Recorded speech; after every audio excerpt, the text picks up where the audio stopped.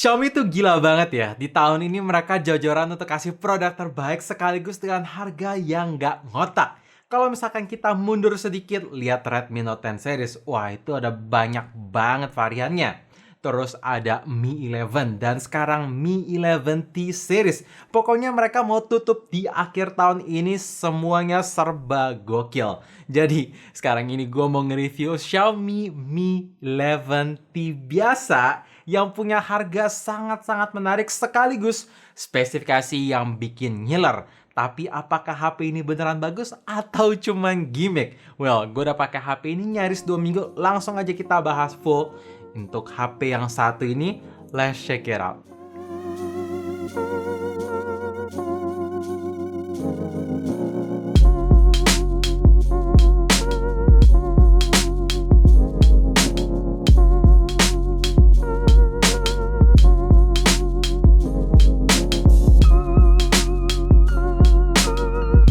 Peningkatan pertama yang paling kelihatan tentu ada di bagian layar. Untuk desain, masih menggunakan punch hole tapi posisinya pindah. Dari sebelumnya ada di pojok kiri atas, sekarang jadi di tengah pas sehingga lebih terlihat simetris. Untuk ukuran layar sih sama di 6,67 inch.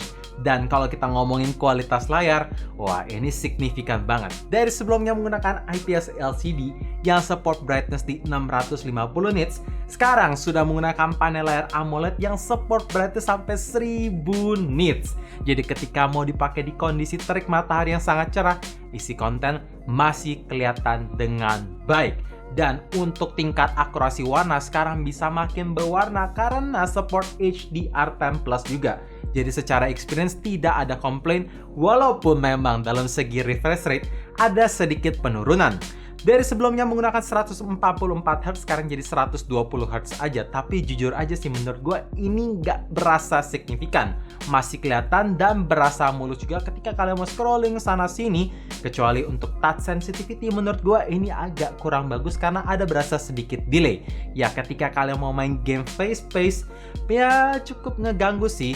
Tapi dalam soal multitouch sangat aman. Dan by the way, untuk ketahanan layar dari sebelumnya menggunakan Corning Gorilla Glass 5, sekarang jadi Corning Gorilla Glass Victus yang jauh lebih durable. Walaupun tentu masih dipasangin free screen protector karena kaca adalah kaca dan kaca gampang rusak. Jadi ya masih dapat free screen protector ya. Untuk performa, HP ini menggunakan chipset MediaTek Dimensity 1200 yang punya CPU, GPU clock sedikit lebih ngebut plus ukuran FinFET 1 nanometer lebih kecil ketimbang Snapdragon 865 kemarin. Jadi menurut gua ya nggak terlalu signifikan. Jadi kalau misalkan Xiaomi kemarin ini nggak mau ganti chipsetnya, ya nggak masalah. Snapdragon 865 masih ngebut, reliable, dan yang paling penting udah well optimized ke semua game. Tapi ya udahlah ya, langsung kita bahas performance in real life-nya. Ketika gue main game Genshin Impact, tentu bisa di-push ke settingan highest plus 60 fps, tapi menurut gue rasanya masih kurang optimize karena ketika dipakai main game berjam-jam di settingan tertinggi, frame drop mulai berasa dan itu turunnya cukup signifikan. Oh ya, untuk suhu ketika dimainin menggunakan cellular data tertinggi di 47 derajat. Jadi menurut gue sekarang ini settingan yang enak dipakai untuk main jangka panjang berjam-jam itu di high plus 60 fps aja. Dan untuk game kedua itu Mobile Legends seperti biasa, settingan grafik bisa mentok di tertinggi ultra, high frame rate mode on, shadow on yang ini sih dilibas abis tanpa ada masalah. Frame drop nyaris jarang banget gua rasain. Dan untuk suhu tertinggi ketika dimainin menggunakan cellular data hanya 41 derajat. Tapi ya itu tadi, touch sensitivity-nya menurut gua agak kurang bagus karena ada sedikit delay. Ya intinya memang Dimensity 1200 di HP ini sangat ngebut tapi pasti kurang optimization. Begitu udah di-optimize bakalan lebih ke unlock sih performa sejatinya. Kamera belakang di HP ini membawa setup triple kamera. Untuk primary lens menggunakan resolusi 108 megapiksel bukaan cahaya f1.8.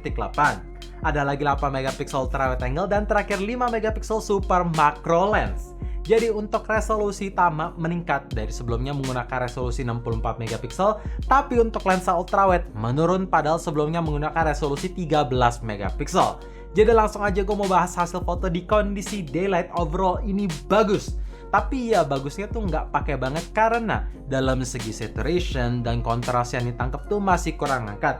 Apalagi ketika gue mau foto backlight terus nyalain fitur HDR, ini masih kurang oke aja karena terlalu rainbow wish istilahnya dari gue ya kayak gitu ya. Walaupun dalam segi detail ini tajam, dynamic range dalam mode auto bagus, shadow highlight yang tangkap juga bagus. Bahkan ketika gue foto menggunakan lensa ultrawide, ya ini di downgrade si resolusi, tapi pembeda warna cahaya ketimbang primary lens tuh 11-12, jadi tidak terlalu signifikan, masih bagus dan distorsi tidak berasa.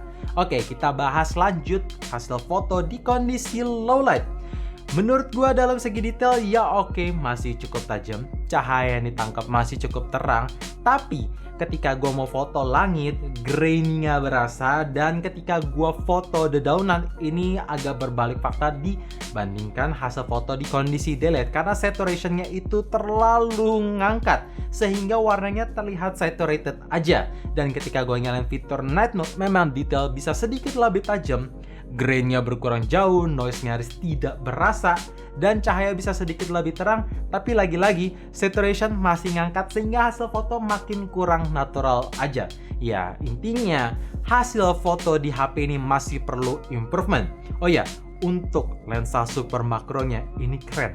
Buat kalian yang suka foto-foto objek dekat yang gak kelihatan pakai kasat mata, detailnya bisa ketangkap dengan sangat baik. Mengingat ini harga HP-nya 6 jutaan aja. Gila. Untuk perekaman video kamera belakang di HP ini ada sedikit pengurangan. Yang tadinya di Mi 10T seri support resolusi 8K, sekarang cuma support sampai 4K 30 fps aja. Ya memang karena ada faktor chipset. Ya, MediaTek Dimensity 1200 belum capable untuk record video resolusi sampai 8K. Tapi ya ini bukan big deal. Siapa sih yang bakalan sering-sering record video di resolusi 8K secara durasinya terbatas? HP bakalan cepet panas dan makan storage lebih banyak. Mending yang pasti-pasti aja kan ya di 4K 30 fps. Tapi satu hal yang menurut gua agak disayangkan, belum tersedia OIS. Jadi masih mengandalkan IIS aja yang memang hasil video masih tergolong stabil, jitter minim. Tapi alangkah lebih baiknya mungkin kalau di next Xiaomi bisa bawa fitur OIS biar record video bisa makin bagus aja. Dan by the way, ketika kalian mau record di kamera belakang, sekarang support HDR. Oh ya, untuk lensa ultrawide, sayang banget belum bisa support di resolusi 4K 30 fps, masih di 1080p 30 fps dengan hasil yang bagus. Jitter nggak gitu berasa, pokoknya seperti yang bisa kalian lihat ini. Speaker di HP ini sudah menggunakan stereo speaker dan untuk penempatannya baru nih, gua demen. Pertama, speakernya ada di bagian atas kanan yang menghadap ke atas. Terus untuk speaker satu lagi ada di bagian bawah kanan yang menghadap ke bawah. Ya, jadi ketika kita mau pegang landscape kayak gini, satu speaker gak akan ada yang ketutup. Kecuali kalau kalian pegang arah sebalik landscape kayak gini, ya speaker dua-duanya bakalan ketutup. Jadi make sure pegang yang benar sehingga kualitas suara yang dihasilkan bisa lebih baik layaknya stereo speaker lah ya. Walaupun untuk tingkat volume speaker di bagian atas, volumenya agak sedikit lebih kecil ketimbang di bagian bawah, tapi overall masih bagus. Suara yang dihasilkan nyaris balance, bassnya berasa, treble-nya berasa, vocal clarity semua dapat. Tapi kalau misalkan dirasa masih kurang sesuai preferensi kalian, masih bisa di-adjust lewat EQ yang ada di setting. Oh by the way, untuk suaranya ini di-tune by Dolby Atmos. Jadi langsung aja gue pasang volume 100% live test. Make sure pasang earphone atau headset, langsung gue play.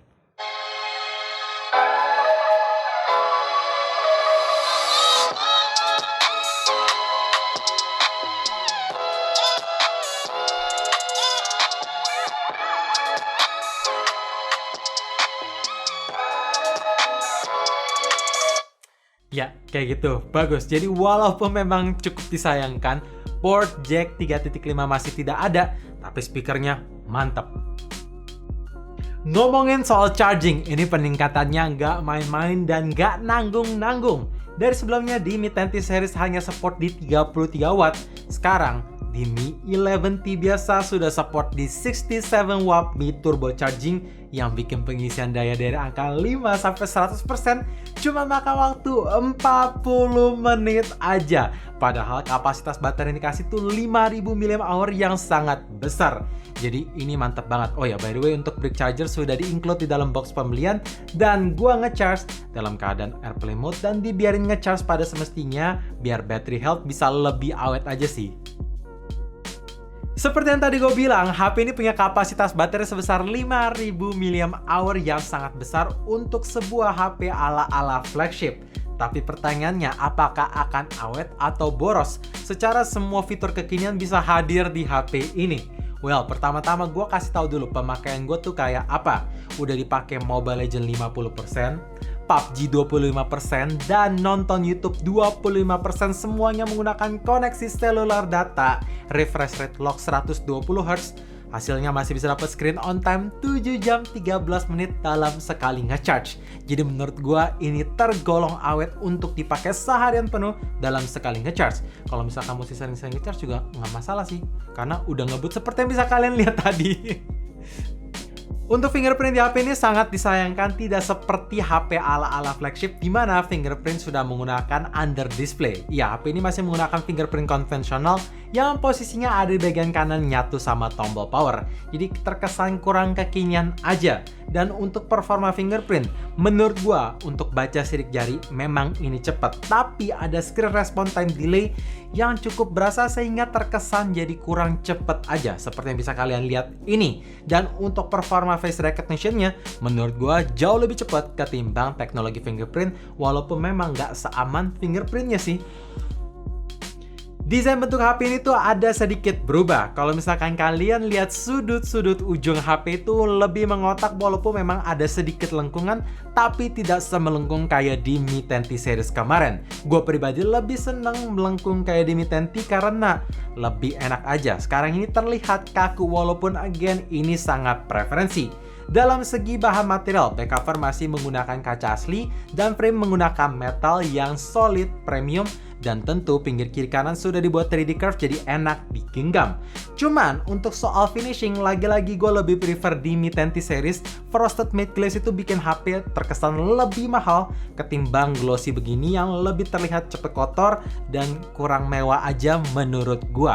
Tapi again ini udah solid dan premium.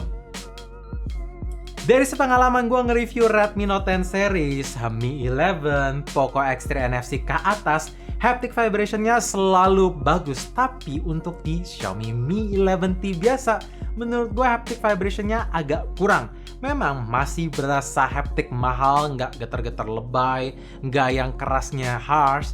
Tapi menurut gue ini getarnya kurang berasa aja even ketika vibration-nya udah gue mentokin, tapi masih kurang berasa dan kurang enak aja. Nggak seenak kayak di Redmi Note 10 Pro lah. Bang, apakah HP ini udah support 5G? Jawabannya yes, MediaTek Dimensity 1200 sudah 5G ready. Jadi kalau misalkan kalian tinggal di beberapa kota yang support 5G, ya bisa langsung nikmatin karena udah support di antena band berikut ini. Tapi untuk expansion sayang banget masih menggunakan dual slot SIM aja, alias memorinya tidak bisa di-expand menggunakan micro SD. Ya harus puas dengan internal memory yang dikasih, tapi at least sudah support dual 5G ready di kedua SIM-nya. Dan buat yang bertanya gimana soal software, well udah run di Android 11 dengan tampilan antarmuka menggunakan MIUI 12.5 yang memang dalam penggunaan setiap harinya gue jarang nemuin iklan di HP ini. Sisanya ya kurang lebih sama seperti MIUI yang kalian kenal lah. So guys, itu dia video review Xiaomi Mi 11T versi channel Up To Date IDN selama nyaris 2 minggu pemakaian. Intinya memang HP ini tuh layak banget dipertimbangkan kalau kalian lagi nyari HP dengan spesifikasi gahar, fitur-fitur kekinian, tapi di harga 5.999.000 atau 6 juta. Wah, ini oke banget. Seperti biasa, Xiaomi nggak ngotak kalau kasih harga dan speknya itu mantep. Kalau misalkan kalian tanya, Bang, gua user Mi 11T series mau upgrade ke Mi 11T ini, apakah worth it? Menurut gua, well, tahan dulu aja, nggak usah tabung duitnya. Kecuali kalau kalian mau upgrade, sekalian aja ke Mi 11T Pro biar terkesan nggak nanggung. Karena kalian dapetin Snapdragon 888, charge ngebut di 120 watt ya, pokoknya lebih berasa upgrade-nya lah ya. So thank you for watching, jangan lupa like dan subscribe channel ini sekaligus nyalain notifikasinya juga supaya kalian tahu kapan video baru diupload. And as always, stay safe, stay healthy, dan stay updated with up to date.